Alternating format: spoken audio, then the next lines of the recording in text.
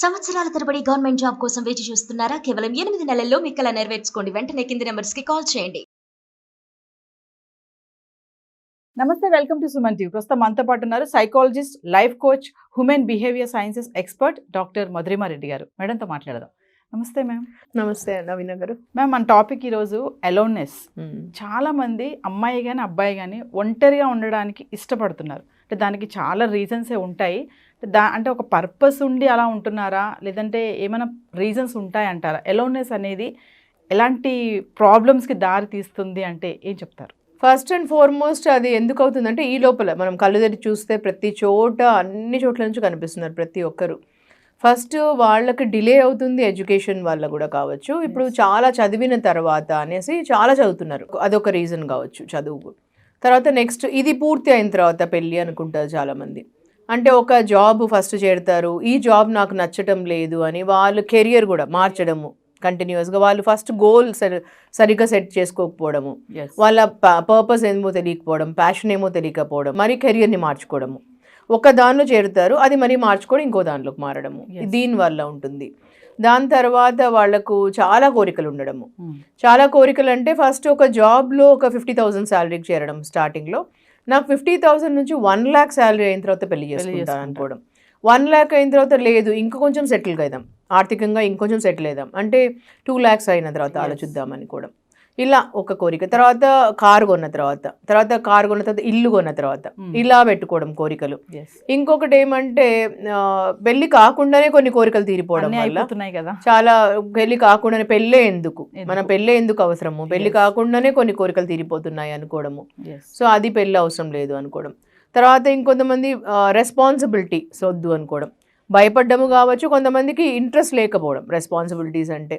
ఎందువల్ల రెస్పాన్సిబిలిటీస్ తీసుకోవడం పెళ్లి చేసుకొని, ఎందుకని అత్తమామ రెస్పాన్సిబిలిటీస్, ఎందుకు హస్బెండ్ తరపున రెస్పాన్సిబిలిటీస్ ఆర్ వైఫ్ తరపున రెస్పాన్సిబిలిటీస్ తీసుకోవడం పెళ్లి చేసుకొని. పెళ్లి లేకుండా ఇట్లాగే ఉంటే ఫ్రీగా ఉంటుంది కదా అనుకోవడం ఒకటి. ఇవన్నీ కారణాల వల్ల 30 years వచ్చేస్తున్నాయి అనుకోవడం వల్ల. సో అలా తల్లిదండ్రులు చెప్తున్నా కూడా వీళ్ళు ఇలాంటివన్నీ ఆలోచించుకొని డిలే చేయడం. సో ఇదిగో చూద్దాంలే అనుకోవడం మాటల్లో. ఇలా 30 years వరకు జరిగిపోతుంది వయసు. ఈ బర్త్డేకి చెప్తా, నెక్స్ట్ బర్త్డేకి చెప్తా అనుకొని 30 years చేసుకుంటారు. అవును. సో 30 years వచ్చిన తర్వాత ఇంకా అక్కడ నుంచి డిలే, 30 నుంచి 35, 40 ఎప్పుడు వస్తుందో తెలియకుండా అయిపోతుంటుంది 40. ఇప్పుడు 40 years వచ్చిన తర్వాత అందరూ అనుకోవాల్సింది ఏంటంటే, ఇప్పుడు ఉండే క్లైమేట్కి కానీ, ఇప్పుడు ఉండే వాతావరణంకి, మనం తినే ఫుడ్కి, మనం తినే డైట్కి, ఇప్పుడు ఉండే ప్రతి దానికి, హెల్త్ హ్యాబిట్స్ కావచ్చు, మనకుండే జరిగే థింగ్స్ కానీ, 40 తర్వాత ఏజ్ జరిగినా కూడా, మనకు ఏమొచ్చినా కూడా, ఒక ఫీవర్ వచ్చినా ఇంకేదైనా వచ్చినా కూడా ఫస్ట్ ఆలోచించాల్సింది మనము డోలో ట్యాబ్లెట్ తినడం వలన, ఇంకేదైనా తినడం వల్ల కాదు, క్యూర్ కావడం ఇమీడియట్గా. ఫస్ట్ మనకు ఏదైనా ఫీవర్ వస్తే కూడా ఇంకొకరు ఎవరన్నా ఉండి ఇస్తే బాగుండు, ఈ బాటిల్ వాటరు ఎవరైనా అక్కడి నుంచి తీసి ఇస్తే బాగుండు అని ఒక ఫీలింగ్ వస్తుంది మనకు. మనిషికి డబ్బు అప్పటికి 40కి వచ్చేసరికి వాళ్ళు అనుకున్నవి ఆ 2 lakhs నుంచి 5 lakhs కావచ్చు, ఇంకా ఎక్కువ 10 lakhs కావచ్చు, ఎంతనా కావచ్చు డబ్బులు. వాళ్ళు ఇల్లు కొనుక్కొని ఉండొచ్చు అనుకున్న వాళ్ళు, నాకు ఇల్లు కొనుక్కున్నా పెళ్లి చేసుకుంటాం అనుకున్న వాళ్ళు, అన్ని వాళ్ళు అనుకున్న కోరికలని తీరుతాయి అప్పటికి. కానీ ఇప్పుడు ఒంటరితనం అనేది ఒకటి స్టార్ట్ అవుతుంది 40లో. అంటే 40 వచ్చాక లోన్లీనెస్ అనేది తెలియని ఒంటరితనం ఒకటి స్టార్ట్ అవుతుంది 40లో. వాళ్ళకి అర్థం కాదు 40లో వచ్చింది అని ఆ ఒంటరితనం కూడా. ఇప్పుడు ఫీవరో ఇంకేదన్నా వచ్చినప్పుడు, బాడీ పెయిన్స్, కంటిన్యూస్ వర్క్ చేసింటారు అప్పటి వరకు, ఆ తెలియని ఒంటరితనం వచ్చినప్పుడు వాళ్ళకి ఫీవర్ కానీ, బ్యాక్ పెయిన్ కానీ, ఇంకేదైనా పెయిన్ వచ్చినప్పుడు బాడీలో ఒక 2-3 days వైరల్ ఫీవర్ వచ్చినా కూడా, వాళ్లకు ఫీవర్ వచ్చినప్పుడు ఎవరైనా కాల్ చేసి అడగనప్పుడు, లేదంటే ఫీవర్ వచ్చినప్పుడు వాటర్ అన్నా అక్కడ నుంచి తీసుకుంటే ఎవరైనా తెచ్చిస్తే బాగుండు అని ఒక ఫీలింగ్ ఉంటుంది. ఆ ఫీలింగ్ నుంచి పుడుతుంది ఫస్ట్ లోన్లీనెస్. ఆ లోన్లీనెస్ నుంచి డిప్రెషన్ పుడుతుంది. అక్కడ నుంచి స్ట్రెస్ అండ్ యాంగ్జైటీ వస్తుంది తెలియకుండా. అక్కడ నుంచి ఒక ప్యాకేజ్ ఆఫ్ అన్నీ వచ్చేస్తూ ఉంటాయి, ఒకటి తర్వాత ఒకటి. మెంటల్ హెల్త్ వస్తుంది, మొత్తం అన్నిటికీ ఒక ప్యాకేజ్ ఆఫ్ వస్తుంది తెలియకుండా. అక్కడ నుంచి వస్తుంది. చాలామంది ఇప్పుడు ఎగ్జాంపుల్ తీసుకుంటే 40 నుంచి 80 వరకు బతకచ్చు మనము. ఆ 40 నుంచి ఇంకా అక్కడ నుంచి నెగ్లెక్ట్ చేసి ఉంటారు, నాకు అవసరం లేదు చాలామంది, నేను ఒక్కడిని బతకగలను, నేను ఒక్కదాన్ని బతకగలను, నా దగ్గర డబ్బులు ఉంది కాబట్టి నేను హైర్ చేసుకోగలను, మెయిడ్ హెల్పర్ని నేను హైర్ చేసుకోగలను, నేను ఒక call away, my way highway, నేను బాగా బతకగలను, నేను కాల్ చేస్తే వాళ్ళు వస్తారు, నేను అన్నీ చేసుకోగలను. ఇది ఒక ఫీలింగ్ డెవలప్ అవుతుంది. Yes. అక్కడ నుంచి ఒక ఈగో డెవలప్ అవుతుంది, మనకు తెలియకుండానే డెవలప్ అవుతాయి ఇవన్నీ. సో ఒక ఏజ్ తర్వాత నేను అడ్జస్ట్ కాగలేను వేరే వాళ్ళతో, నేను అడ్జస్ట్ కాలేను వీళ్ళతో, సో నేను ఒక్కదాన్నే ఉండగలను, నేను ఒక్కడనే ఉండగలను. ఇంకొకటి మేడం, మీరు అన్నారు కదా లోన్లీనెస్ గురించి మాట్లాడుతున్నాం కదా, చాలా మంది ఏంటంటే ఒక పర్పస్ లేకుండా కూడా ఉంటారు. అంటే మీరు అన్నట్టుగా భయం ఉండొచ్చు, బాధ్యతలకు భయపడి చాలా మంది పోస్ట్ పోన్ చేస్తుంటారు. పెళ్లి ఎప్పుడు చేసుకుంటారు, చేసుకుంటానులే, ఆ బాధ్యతలు, పెళ్ళి అంటేనే రిస్క్ అంటారు చాలా మంది. నిజంగా పెళ్ళి అంటే రిస్క్ తో కూడుకున్నది అంటే ఏం చెప్తారు మేడం? అంటే పెళ్ళి అంటే మనం ఫస్ట్ అర్థం చేసుకుంటే దాని ఒపీనియన్, పెళ్ళి అంటే ఫస్ట్ ఒక భార్యాభర్తలకు ఒక ఫిలాసఫీ ఆఫ్ మ్యారేజ్ అర్థం చేసుకోవాలి. ఫస్ట్ పూర్వం మనకు ఒకప్పుడు 20s ఎందుకు పెళ్ళి అయ్యేదంటే ఫస్ట్ ఒకరికొకరు అర్థం చేసుకొని వాళ్ళు ఒకరొకరు మెచ్యూరిటీతో అర్థం చేసుకొని పెళ్లి చేసుకుంటారు. లీగలీ ఇద్దరు దాంపత్యంలో లీగల్ పిల్లల్ని కంటారు అని పెళ్లి చేసుకొనేసి దాని తర్వాత ఒకరొకరు ఫ్రెండ్స్ లాగా ఉంటారు. ఫ్రెండ్స్ లాగా ఒకరొకరు కోరికలు తీర్చుకొని, అంటే నీకు ఈ కోరికలు ఉన్నాయి, నాకు ఈ కోరికలు ఉన్నాయి, ఒకరొకరు ఆ కోరికలు తీర్చుకొని తర్వాత ఆ ఫ్రెండ్షిప్ లాగా ఉంటుంది బంధం. అది ఇంపార్టెంట్ అయిన బంధం, ఇద్దరిలో ఒకరొకరు ఫ్రెండ్స్ లాగా ఉండి ఎంతో U+me=1 అని ఒక ఫీలింగ్తో ఉండాలి. అది చాలా ఇంపార్టెంట్ అయిన బంధం. అది 50 years నుంచి చాలా ఎక్కువ అర్థమవుతుంది మనిషికి అది ఎంత ఇంపార్టెంట్ ఒకరొకరికి. ఇప్పుడు 50 నుంచి it's not about more physical కాదు, mental relation is important. And mental emotional relation అనేది చాలా ఇంపార్టెంట్. ఇప్పుడు నేను చెప్పాను కదండి, ఆ డోలో టాబ్లెట్ వల్ల కాదు క్యూర్ అయ్యేది. ఒక మనిషికి వాళ్లకు నాకు తోడు నా హస్బెండ్ ఉన్నాడు, నాకు తోడు నా భార్య ఉంది అనే ఒక ఫీలింగ్తో క్యూర్ అవుతుంది వాళ్ళకి. నాకు ఒక మనిషి ఉన్నారు పక్కన, అది ఇంపార్టెంట్. ఇప్పుడు మీకు ఎంతకాలం మీ పేరెంట్స్ కాల్ చేస్తారు, ఎంతకాలం మీకు సిస్టర్స్ బ్రదర్స్ వీళ్ళు కాల్ చేస్తుంటారు చెప్పడానికి లేదు, బాగున్నారా మీరు అని అడగడానికి ఎంతమంది కాల్ చేస్తుంటారు రోజు, మీ హెల్త్ బాగుందా అనడానికి కాల్ చేస్తుంటారు, మీకు వాటర్ కానీ ఇంకేదన్నా మీకు బాగాలేదంటే మీ ఇంట్లో ఇవ్వడానికి ఎంతమంది కాల్ చేస్తుంటారు, ఎంతమంది ఇస్తుంటారు ఇవన్నీ. ఇది ఇంపార్టెంట్. ఇప్పుడు మీరు చూడండి, కావాల్స్తే సిల్క్ స్మిత గారు కానీ లేదంటే పర్వీన్ బాబీ కానీ వీళ్ళందరూ లాస్ట్లో చివరి రోజులు ఒంటరిగా ఉండి వాళ్ళు ఎంత డ్రింకింగ్కి స్మోకింగ్కి దీనికంతా హ్యాబిచువేటెడ్ అయిపోయి ఒంటరితనం వల్లనే వాళ్ళు ఎంతో మంచిగా బతికిన వాళ్ళు చివరి రోజుల్లో ఏమైంది చెప్పండి, ఆ ఒంటరితనంతో గురై డిప్రెషన్కి గురై అప్పుడే చనిపోయారు వాళ్ళు కదా. చాలా మంది రీసెర్చ్లో ఉన్నారండి, చనిపోయిన తర్వాత వాళ్ళది ఈవెన్ లాస్ట్లో చనిపోయిన తర్వాత క్రిమేషన్ అవన్నీ కూడా ఒక 1 week 4 days 5 days 6 days తర్వాతనే జరిగింది.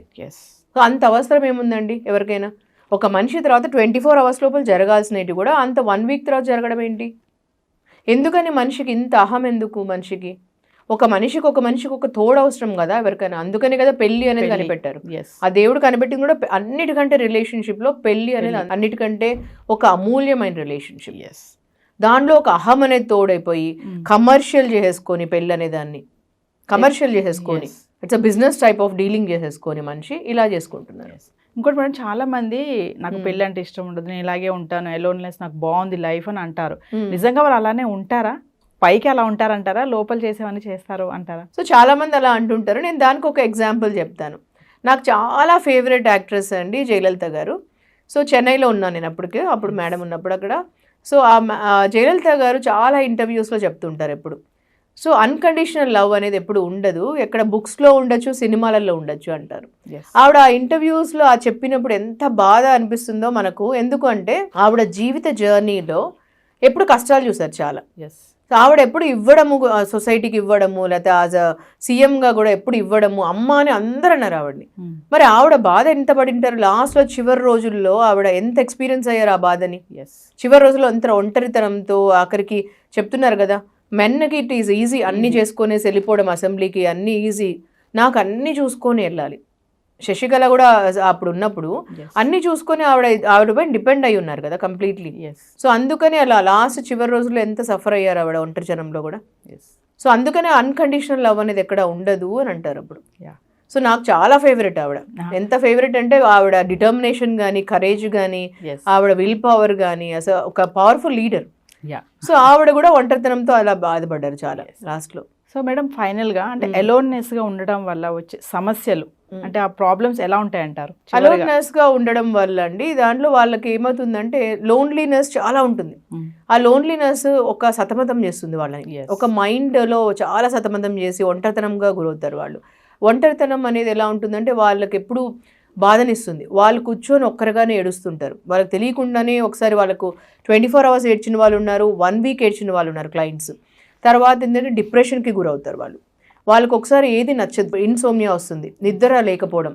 ఇన్సోమ్నియా అంటే ఒక రోజు కాదు, 2 రోజులు కాదు, ఒక 15 days కూడా నిద్ర రాకపోవడం, మంత్స్ టుగెదర్ నిద్ర రాకపోవడం, ఇవన్నీ లోన్లీనెస్ వల్ల వస్తుంది.